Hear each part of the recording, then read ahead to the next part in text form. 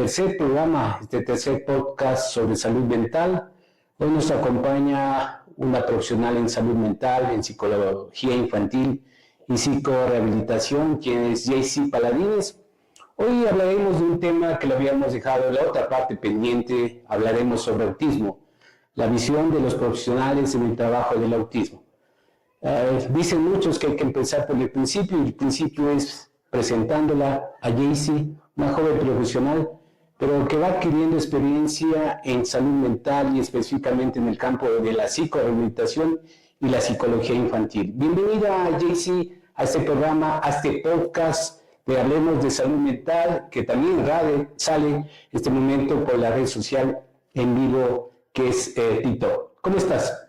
Muy bien, muchas gracias. Gracias por la invitación también. Sí, así que un poco hemos dicho, ¿no? El formato de este podcast es conversar más que una situación técnica y todo. Hablemos sobre autismo, Jaycee. Creo que también es un tema que incomoda a la sociedad. En mucho tiempo los niños autistas no han tenido una referencia de un diagnóstico apropiado. Muchos son autistas y no lo saben porque no han tenido un diagnóstico. Pero ¿cómo es el trabajo de la psicorehabilitación, de la psicología infantil en el diagnóstico de un TEA, de un trastorno del espectro autista, especialmente Asperger y autismo que nos vamos a referir? ¿Cómo se diagnostica, Jaycee? Ok, bueno, aquí primero hay que tocar el tema de lo que es el trastorno del espectro del autismo, ¿no? Es importante saber que el autismo, el TEA, está dentro de los trastornos del neurodesarrollo. Actualmente, estos trastornos son alteraciones que tienen su origen en el periodo de gestación y que afectan a distintas áreas del desarrollo, como puede ser la socialización, la parte conductual o comportamental. Entonces, en este tipo de trastornos afecta el desarrollo, ¿no es cierto? Ahora, tomando en cuenta esto, podemos decir lo que es el autismo, ¿no?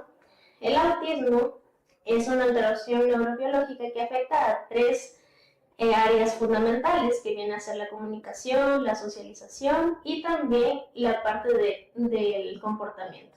Y además de eso, hay algunas dificultades en el proceso sensorial, en el procesamiento sensorial. Entonces, actualmente ya no se menciona lo que es el Asperger, ¿ya? Sino el autismo como tal. Todas las personas que tienen autismo son diagnosticadas con el trastorno del espectro del autismo. Entonces, ¿cómo se diagnostica esto? Es mediante una evaluación, siempre, como yo lo digo, de un profesional, ¿no? Porque si no se realiza a base de un diagnóstico profesional, entonces habría muchos sesgos, ¿no? Entonces, como yo le digo, se diagnostica siempre tomando en cuenta varias situaciones. En esta situación, como digo, está la comunicación, la socialización y la parte comportamental. Entonces, muchos de ellos van a presentar ciertas características porque también tomemos en cuenta que es trastorno del espectro del autismo. Entonces, espectro significa que va a tener una gran variedad de características y que ninguna persona con TEA va a ser igual. Mira, Jaycee, tú has sido claro, ¿no? Para nuestros televidentes en el podcast de Hablemos de Salud Mental de Fundación Vallejo Lara, y el ácida pluma, el Asperger o el TEA, ¿no? Lo decimos para el conocimiento del resto, que son las siglas del trastorno de espectro autista, especialmente el autismo o de todo este conjunto, como se dice, espectro, no es una enfermedad el autismo, es un trastorno del neurodesarrollo.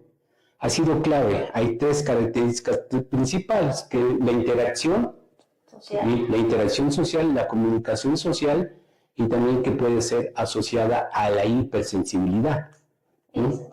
Mira, literalmente cuando uno tiene un niño y va a un supermercado, de repente ese niño hace un berrinche, ¿no? Y mucha gente, estamos en un supermercado, un sitio social, sea cual, un cine, y los padres un poco, y el resto de gente, no, dicen ese niño que malcriado, que se... Ahí podríamos hablar de la hipersensibilidad. o asociarlo a veces que se confunde con un trastorno negativista desafiante, ¿no? Literalmente dicen, ese niño es muy malcriado. Te decía al inicio de este podcast, es que hay que delimitar y hacer bien un diagnóstico. Sí, exactamente. Porque, por ejemplo, el tema del berrinche podría ser asociado no solo al autismo, ¿no? Sino a problemas de comportamiento que está presentando el niño. Entonces, en esta situación, yo creería que primero los padres deberían entender por qué se da ese berrinche. ¿Qué está sucediendo? Tal vez al niño le desagrada la luz, le desagrada el lugar, quiere que le compre algún objeto de ese supermercado. Entonces, siempre cuando es algo de comportamiento, siempre es importante entender el por qué. Como adultos, nosotros hemos tenido más experiencia que los niños. Entonces, ahí es cuando nosotros debemos tratar de comprender. Porque hay que tomar en cuenta que un niño sigue desarrollándose y recién está teniendo ciertas experiencias y no sabe cómo a veces comunicar lo que desea. Ahí es cuando viene el berrinche, ¿sí? Me enojo porque no me dan. Es mi forma de comunicar lo que me desagrada o mis necesidades. Jessy, pero reitero la pregunta, sí. Pero mucho podría confundirse con un berrinche, con un trastorno negativista desafiante, con una cuestión comportamental, conductual, pero a veces está asociado a lo que decíamos la hipersensibilidad. Por eso yo te refería, y tú estás acertada de lo que me dices, el diagnóstico debe ser muy claro en esos niños, porque no podría ser lo que hemos dicho, podría ser un autismo. Exactamente, por eso es importante que se tome en cuenta no solo la parte de comportamiento, ¿no? Sino también la comunicación, porque puede ser un niño que tiene ese berrinche porque no sabe, digamos que no puede todavía hablar, ¿ya? Y esa es su manera de expresar. Claro que las personas alrededor pueden decir que malcriado ese niño, pero creo que ahí está la base fundamental de todo esto, que es que la falta de información hace que nosotros caigamos en esa situación de juzgar, que es muy importante. Muchos niños que pueden tener autismo son catalogados como malcriados, como niños que no comprenden, o incluso se les da otro tipo de trastornos, como lo puedes decir, el trastorno negativista desafiante, que viene a ser ya otra situación, que más estos niños son en contra de la autoridad, que no tiene nada que ver con el autismo. ¿Hasta qué años uno puede saber que su niño, su niña sufre? Me olvidaba, no porque me olvidaba, pero sí hay que tomar en cuenta que el autismo también, 7 o 8 de cada niño de 1000 a nivel mundial padecen de autismo. O sea que no hablamos en este caso, en este podcast, de algo limitante, de algo superficial y determinado que son muy pocos. En el Ecuador hay una situación, mira que hay una ley de salud mental, una ley orgánica de salud mental, donde para emitir un carnet de discapacidad a las personas que sufren de autismo se cataloga como una enfermedad mental, ¿no? Ya tendremos el tiempo de conversar eso, pero hay que dejarlo como premisa eso. Luego a la pregunta, muchos adultos sin saberlo, porque lo decían, ¿no? A partir de 1986 se decía Asperger y se decía autismo, hoy se habla de un espectro autista, ¿no? Del TEA. Y mira que hay que poner el caso de actores que a uno le gusta, mira, ¿no? Anthony Hopkins, ¿no? Si tú recuerdas películas, Anthony Hopkins dice que a los 30, 35 años recién sabía que era autista, y hay una serie de situaciones en las características principales, no tenía un contacto social, y a veces parecía, se confundía con un niño que tenía un retardo mental, y no es así. Vuelvo a la pregunta. Yo como padre, y si tengo hoy lo que no tenía tal vez como lo tenía Anthony Hopkins o también varios, ¿no? Hasta se dice Messi, hoy que vamos a empezar la Copa América, que sufre de Asperger, y por ahí sin querer decir no tenemos conocimiento de eso, no lo decimos en salud mental. Mucho se dice ahí de un presidente donde emitimos este programa. Yo como papá, ¿cuáles son los síntomas, los signos para saber si ese niño, diferenciamos de lo anterior con lo del autismo, puede ser autismo? ¿Cuáles son los síntomas claves para reconocer desde como padre de familia y tú como técnica en salud mental y en el caso del autismo. Ok, respondiendo primero a una pregunta que se queda al aire, el autismo se puede diagnosticar desde los 2 años de edad, ¿sí? Y se puede diagnosticar hasta la adultez. ¿Por qué? Porque muchas de las personas, por esta falta de información, porque recordemos que el autismo todavía no se ha estudiado profundamente y a pesar de eso hay bastantes casos de autismo. Porque en este tiempo se ha tratado de visibilizar de mejor manera. Ahora, en cuanto a las características que presentan, podemos decir en la comunicación que existe una habla tardía o no existente, que por ejemplo muchos de los niños revierten los pronombres, hablan quieres, por ejemplo, utilizan la tercera persona, quieres ir al parque, en vez de decir yo quiero ir al parque. Entonces, son situaciones que sí se ven evidentes en la comunicación. Tienen dificultad para compartir sus experiencias, tienen dificultades para seguir órdenes, que muchos de ellos les pasa, les cuesta seguir órdenes, algunas complejas.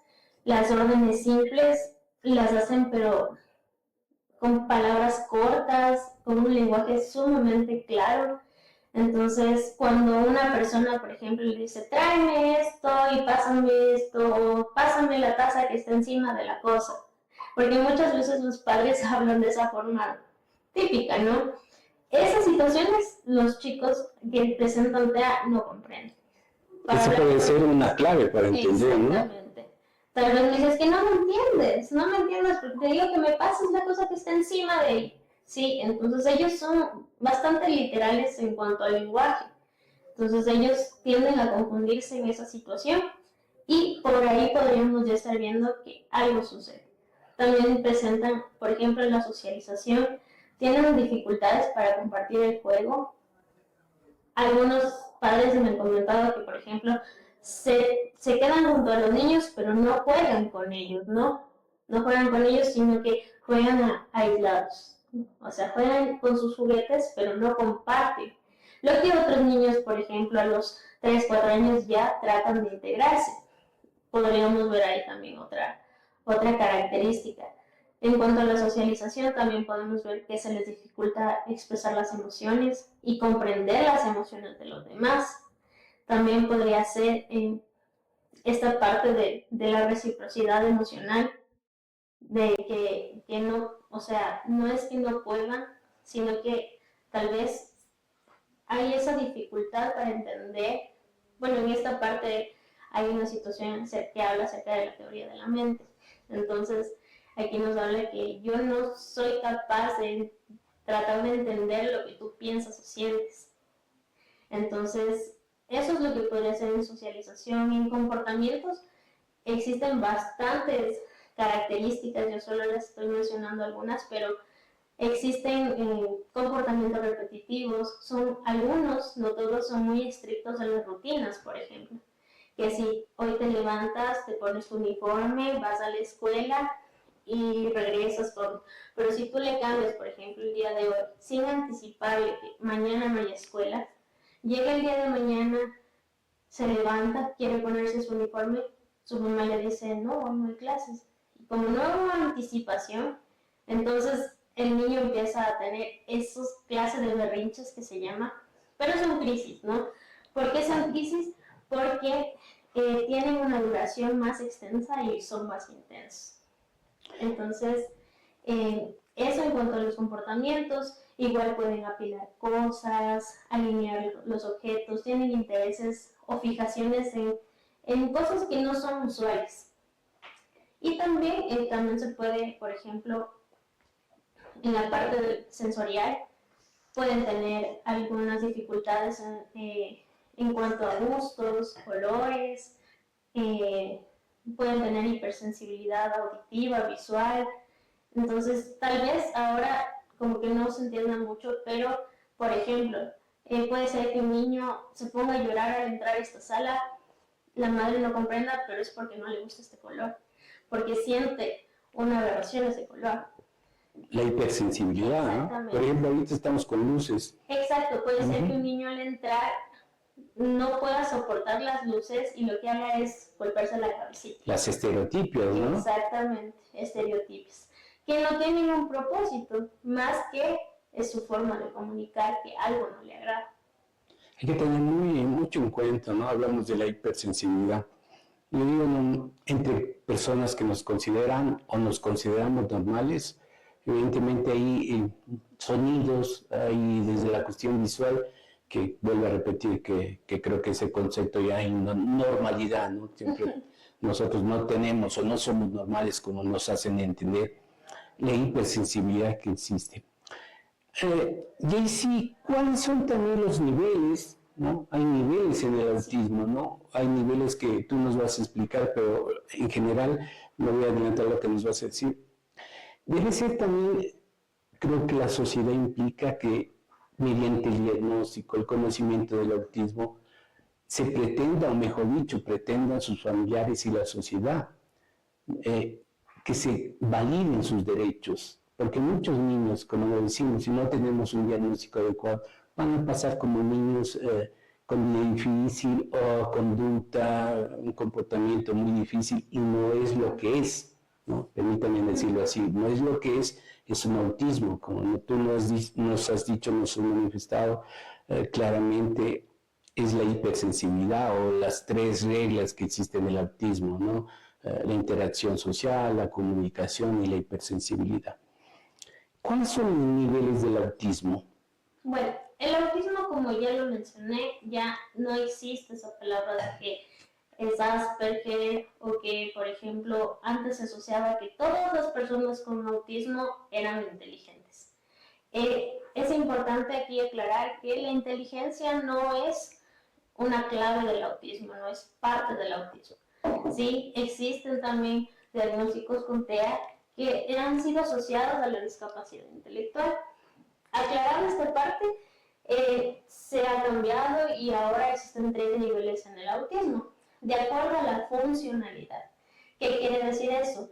En el primer nivel entrarán las personas, por ejemplo, que tienen dificultades para comunicarse, para socializar y ciertas dificultades del comportamiento, pero que no afecten completamente a su funcionalidad, ¿sí? Es decir, que por ejemplo, hay un niño que puede hablar, expresar por ejemplo, sus deseos, no de la manera que se espera, pero sí está tratando.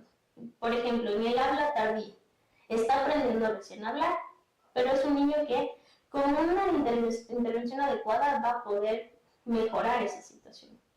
En el nivel 2, en cambio, son las personas que necesitan ayuda, ¿ok? Ayuda notable, como por ejemplo los que tienen bastantes comportamientos restringidos, los que se golpean, se autolesionan, ¿ya?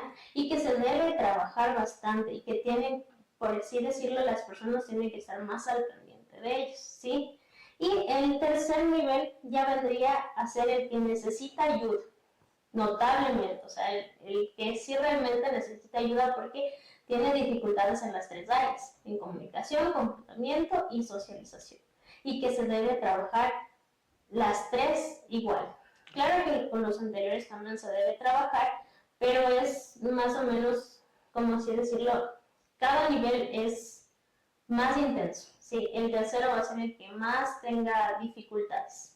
Porque yo hablaba mucho del diagnóstico. Mira que hoy en el campo amplio de salud mental, tan depresión, ansiedad, que también referimos y aclaramos que el autismo no es una enfermedad mental, es un trastorno del neurodesarrollo.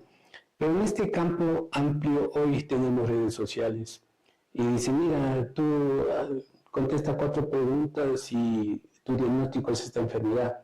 ¿No? En el caso del autismo, por eso eran repetitivas mis preguntas y para hacer caer o aterrizar en ese concepto de nuestros seguidores, que es poner énfasis de importancia al diagnóstico en salud mental. Hoy hablamos de autismo. Tú decías de los niveles. Mira, si ese niño es diagnosticado, ¿no?, con un diagnóstico acertado, ¿no?, acertado en el momento, ese nivel será el 1, porque tendrá mayor capacidad de desarrollar las capacidades, que hay que ser claro, aquí no estamos para vender humo en Fundación Vallejo ya. Claro. Es una situación que va a ser para toda la vida, que va a haber posibilidad de ir mejorando, pero sí el trastorno del neurodesarrollo está presente, porque en otras palabras, es funcionalmente el cerebro no es como supuestamente el normal, de la gente normal. Hubo una situación que impidió que se desarrolle. Yo creo que, vuelvo a decir, y permíteme decirlo, en salud mental ya no debe decirse con una palmadita en el hombro o motivación. El autismo tiene que ser tratado académicamente, científicamente por profesionales. De eso va a depender mucho los niveles. Claro que sí. Más que nada, un diagnóstico a temprana edad va a hacer que la intervención, bueno, en sí, el pronóstico de las personas va a ser que tenga una mejor calidad de vida, ¿sí? ¿Por qué? Porque mientras más pequeño sea el niño, se puede intervenir de mejor manera y ayudarle a que las dificultades que presenta vayan disminuyendo. No eliminar, porque como se dijo, no es una enfermedad, es una condición que va a perdurar toda la vida. El autismo es una condición y por eso también es difícil que muchas personas se mantengan en el tratamiento. ¿Por qué? Porque a veces piensan que en 2 meses, 3 meses ya la situación va a mejorar. No es así. Yo como siempre digo, para nosotros ayudar a la persona que tiene autismo, primero tenemos que evaluarlo, realizar el diagnóstico como lo mencionaste, que sea un diagnóstico acertado en base al análisis profundo de lo que está sucediendo, no solo con la persona que se evalúa, ¿no? Sino también con su entorno. Y aparte de eso, realizar una buena intervención para que esa persona pueda ir saliendo adelante. Porque si no se hace eso, claro, yo puedo decir, ya tiene autismo, entonces este niño es con TEA, no puede hacer nada. No es así. Porque a veces también caemos en el error de diagnosticar y etiquetar. Entonces, eso tampoco se puede hacer, sino más bien que un diagnóstico sirva para que los padres puedan entender por qué sucedían estas cosas. Y de esa manera ayudar a sus hijos a salir adelante. Tú estás siendo muy clara, muy clave en lo que estamos refiriendo hoy al autismo. En sí hay una afectación al individuo, a la persona, pero en el caso del autismo, evidentemente ahí rodea a su familia, a sus compañeros, si ya tienen una edad escolar avanzada. ¿Cuán importante es el trabajo, tu trabajo, no solamente específicamente con el niño autista, sino con la familia? ¿Cómo es el trabajo ahí? El trabajo siempre tiene que ser multidisciplinario primero e integral. ¿Cómo integral? No solo con la persona, sino también con la familia y con el entorno. ¿Por qué? Porque si yo solo trabajo con el niño en mi terapia, conmigo va a mejorar, pero en casa va a volver a su zona de confort en la que va a volver a tener los berrinches o las dificultades que tiene. Podemos trabajar en casa y en terapia. Pero en la escuela resulta que las docentes tal vez no entienden y no comprenden lo que es el TEA. Entonces también va a afectar. En cualquier lugar en el que la persona se encuentre, él debe tratar, las personas deben tratar de adaptarse a esa situación, no la persona, ¿sí? Eso es algo que yo he aprendido bastante porque muchas personas me han dicho, en este caso los padres, es que él tiene que adaptarse a mi tiempo, él tiene que hacer mis cosas. Y yo les cuestiono, les digo, claro, él tiene que adaptarse, pero ¿y por qué usted no puede ayudarle y adaptarse usted a él? Betsy, perdón que te interrumpa un poco también por el tiempo que tenemos en el programa. Aquí traemos, en el caso del primer podcast, habíamos traído una madre que sufrió, tiene un niño, no sufrir, se me fue mal esa palabra, que tiene una condición de tener un niño con autismo. Y perdón que yo también aprendo aquí que no hay que magnificar como problemas, hay que quitar en salud mental que es un problema, es una condición. Y creo que ese es el objetivo de hacer estos programas. Yo quisiera que nos cuentes tu experiencia, un caso. Conversábamos la anterior vez que tenías un niño que hasta un niño de familia extranjera que tenía dificultades. ¿Por qué no conversamos que eso también, esa experiencia, les va a llegar mucho mejor, entender mejor a los familiares que sufren un niño con autismo, esta condición? A ver, si nos cuentas un poco la experiencia de ese caso que te parece que también desde la percepción, desde el ser un profesional, te va llenando eso. Y me ayudó a crecer muchísimo profesionalmente también. Y humanamente. Exactamente. Este caso es de un niño que, como lo dices, es extranjero. Él vive aquí, ¿no? Sus padres son extranjeros, pero él empezó a tener dificultades. Los padres le llevan a consulta, le realizan su evaluación y, claro, le diagnostican con autismo. ¿Cuántos años tiene? Actualmente tiene 5 años. Ya. Entonces él fue diagnosticado a los 3 años y medio. Cuando él llegó, realmente era un niño que, como muchas personas dicen, parece desconectado. Sí, era un niño que no tenía contacto ocular, movía su cabeza, se mordía la manguita. Actualmente aún mantiene algunas situaciones como el morderse el saco, pero es una parte sensorial que no hemos podido todavía trabajar. O conductas repetitivas, ¿no? Pero es un niño que ha mejorado totalmente, no hablaba para nada, no hacía ni sonido, era un niño que estaba totalmente en un autismo, ¿ya? Entonces se empezó a trabajar con él bastante, todos los días, trabajando, enseñando. La dificultad también de él fue el idioma. Al inicio él no entendía español para nada, solo entendía a su mamá y se trató de trabajar. Actualmente, para hacerlo corto, actualmente el niño se encuentra escolarizado, ya está diciendo frases de 3, 4 palabras. En la escuela tratan de hacerlo como un niño regular. Claro que sí hay algunas adaptaciones que le están haciendo por el mismo hecho de que recién está hablando, pero es una experiencia maravillosa el ver cómo va avanzando. Yo lo puedo contar así, pero mientras se trabaja es sumamente diferente, porque ahora yo puedo ver que él trata de aprender todo lo que puede, que si esto es verde, él dice el color, que si hay luces, la luz señala lo que antes no hacía. Era un niño que simplemente se quedaba así, y ahora mira. Claro que tiene dificultades en el contacto ocular, pero intenta. Y creo que eso también es gracias a los padres, porque los padres han intentado poner todo su esfuerzo, que por ejemplo, si yo les he recomendado algo, lo han hecho. Por eso decía que es integral, es necesario que se trabaje desde el ámbito educativo, la familia y la terapia.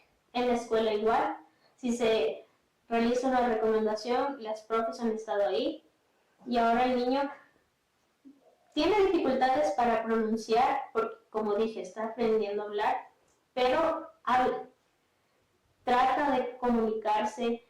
Antes evitaba que la gente se le acerque, también le encantaba el columpio y no compartir. Ahora en la escuela la profe también me comentó que comparte. Si le dicen Sam, es turno de tu amiguita, él se baja y le ayuda. Entonces, tal vez pueden parecer mínimas las cosas, pero para él es extraordinario. En cambio, es sumamente grande. Y yo creo que hay que seguir trabajando para que él siga mejorando su calidad de vida. Porque antes, todo lo que le sucedía le afectaba bastante a la familia, afectaba bastante al entorno, no se podía trabajar con él. Y ahora que se puede trabajar con él, yo creo que la familia está contenta, en la escuela están contentos, y eso es lo primordial, ¿no?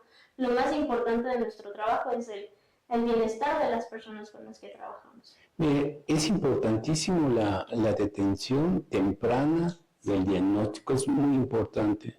Y lo vamos a tener a Jaycee, ya es parte de Fundación Vallejo Lara. Para mí, me van a decir que soy muy repetitivo, pero el diagnóstico es sumamente importante, porque vas a evitar dificultades. Sí, hay personas, mira, hablábamos de Anthony Hopkins, de Messi, si me van por el nombre, pero Si me ayudan ahí los compañeros que son más actuales, ¿quién creó la cuestión de Apple? ¿Quiénes, compañeros? Yo. Ya, ahí les quería tomar la lección, ¿no?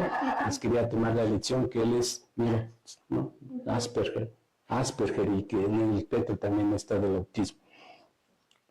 Decimos que es difícil acceder en el Ecuador, estamos en el Ecuador, estamos en Quito, a un profesional en el caso tuyo de la psicorehabilitación, de la psicología infantil, un neuropediatra, igual que tiene que ver mucho en el campo eso.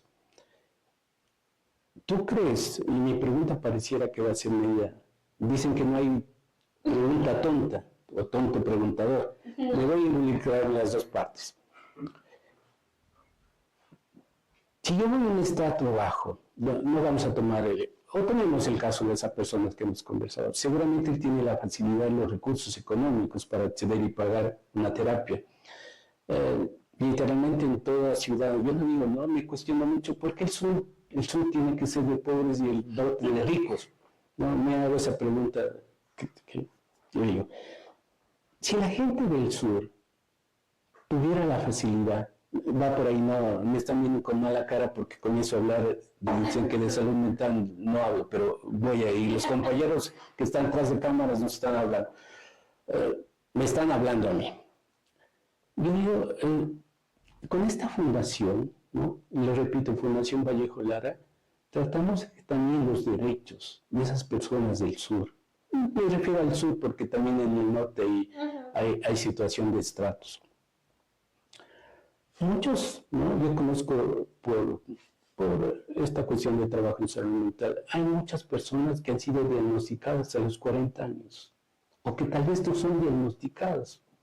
Y se confunden mucho porque hablábamos que no solamente el autismo, las tres características, interacción social, comunicación y asociada a otras como hiperactividad, TDAH.